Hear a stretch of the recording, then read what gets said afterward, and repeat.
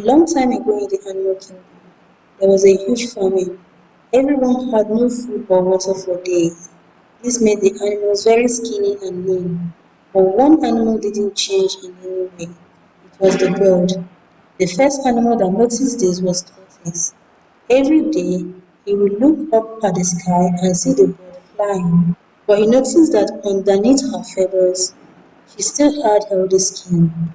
He made a vow to himself that he would get to know the source of her food. When Tortoise was finally able to talk to the bird, he asked her bluntly, "Tell me the source of your food." Bird laughed and told him that she had no source. To this Tortoise replied, "It's either you tell me the source, or I'll let the entire kingdom know that you have a source and you are refusing to share it with the rest of us." Bird got so scared at this threat and said, "Okay, fine, I will take you to the source." So Bird lent Tortoise some feathers, and together they flew over so many rivers till they finally met the river goddess who lived in the ocean. Immediately, the goddess saw the bird approaching with another animal. She got so angry. "Bird, who is this that you have brought?" she thundered. "He is my friend, and I want to help him." Bird shivered in fear as she spoke. She knew the consequences of what she was doing, but she had no choice. Tortoise had placed her in a tight spot. "You are aware of the rules," the goddess said. "Yes, I am," Bird replied, "but I can assure you it wouldn't be a problem." The goddess scrutinized the tortoise with her laser eye and finally said, "Okay, I'll listen to him, but only because I trust you. So, Tortoise, what can I do for you? I want to be able to eat and grow fat just like Bird here." Tortoise replied, "Okay, I'll tell you how, but first, you must promise that you will keep the secret." "Of course, I know how to keep a secret. In fact, no one will know a thing."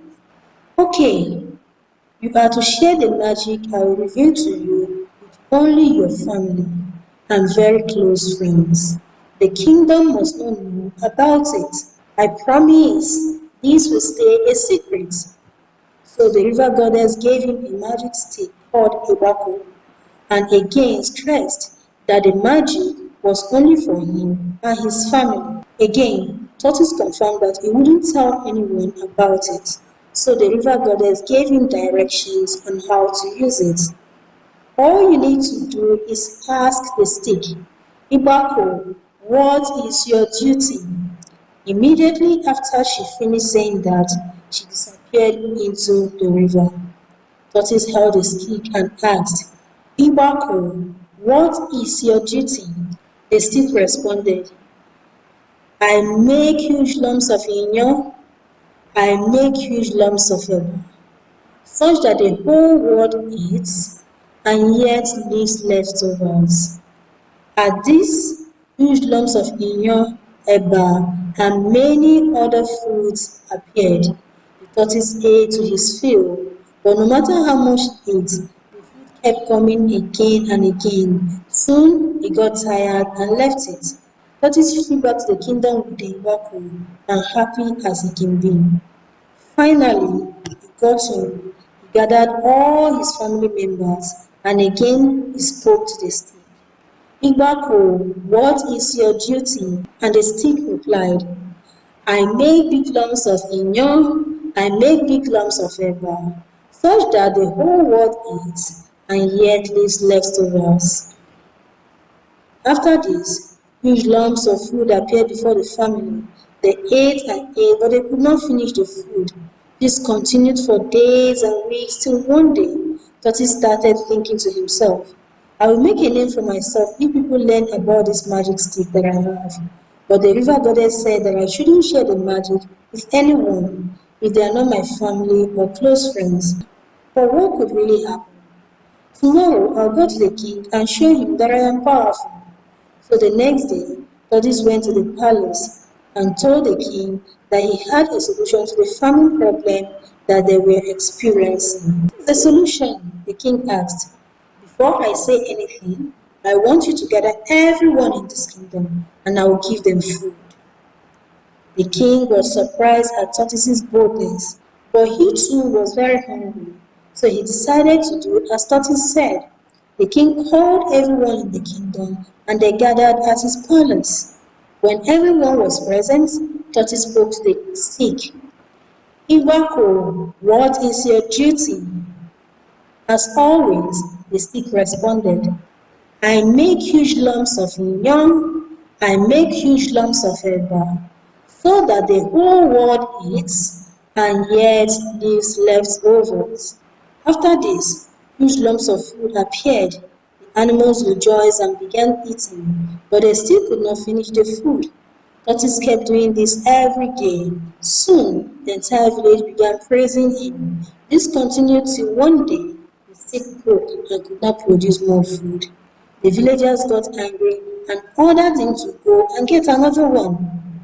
So Tortoise borrowed feathers from bird and again flew to the sky and the midst of the river.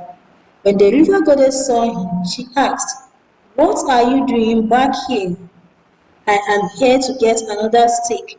The one you gave me broke, he responded. Did it break because you were feeding the entire kingdom, not just your family? The tortoise said, no, I have never lied to anyone in my life. It broke on its own. The river goddess nodded and said, okay, I will give you a new stick. So she took a new stick, handed it over to him, and disappeared into the water. Tortoise took the stick and asked the usual question. Igbaku, what is your duty? This time, the stick replied, I make tiny lumps of inyong, I make tiny lumps of ebon, such that the whole world eats, but is never full. After that, tiny pieces of food appeared. Tortoise ate, but he couldn't get full. He carried the stick back home, and when his family gathered to eat, he asked the stick, Iwako, what is your duty? The stick replied, I make tiny lumps of yam, I make tiny lumps of eba, such that the whole world eats, but is never full. His family ate, but they were not satisfied. He carried the stick to the palace, and the animals descended on him for giving them tiny portions of food that were not filling them. This continued for days. One day, the stick broke. Take it back and get a better one, they ordered him. So Tortoise took it back. Immediately he saw the river goddess, he began to lament. River goddess, the Igbako you gave me has also broken. And it didn't break because we were feeding the whole kingdom? The goddess asked. No, I only use it to feed my family and me. Yet Igbako is broken. Please give me a better one, Tortoise pleaded. Well then, I'll give you something else this time. A rod built so strong it shall not break, said the river goddess. She gave Tortoise a rod and returned to the water. Rod, what is your duty? Tortoise asked. The rod responded, I whip the disobedient, I whip the greedy, till their skin is white with pain. With that, the rod beat Tortoise till his skin was white with pain. Tortoise got angry. I shared my Ibaku, I must also share this rod. He returned back to his house and gathered all his family members. Rod, what is your duty? He asked. I whip the disobedient, I whip the greedy, till their skin is white with pain. With that, the rod beat his family till their skin was white with pain. He then took the rod to the palace and asked, Rod, what is your duty? I whip the disobedient, I whip the greedy, till their skin is white with pain. With that, the rod beat all the animals till they flew back to the forest.